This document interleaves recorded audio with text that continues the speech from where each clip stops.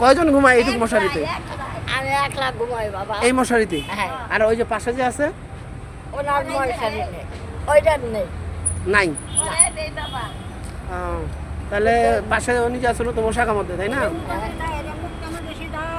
আপনারাও কিনে নেবেন, উনি তো মশারি কিনছে, মানুষ দিবে না দিবে এই চিন্তা করা যাবে না, না না না। তাই না? হ্যাঁ। যেমন খাওয়া দাওয়া করেন ওইভাবে হ্যাঁ। নিজেদের প্রয়োজন, তারপরেও আপনাদের চেষ্টা করবো আমরা মশারি তাহলে দেওয়ার। তাহলে আপনার একা মশারি আছে, ওদের নাই? না। হ্যাঁ, এই মশারি কে দিচ্ছে খালা? এটা হ্যাঁ, এটা আমি নিজে কিনছিলাম বাবা। আপনি নিজে কিনছেন? হ্যাঁ। ও আচ্ছা আচ্ছা, বুঝতে পারছি।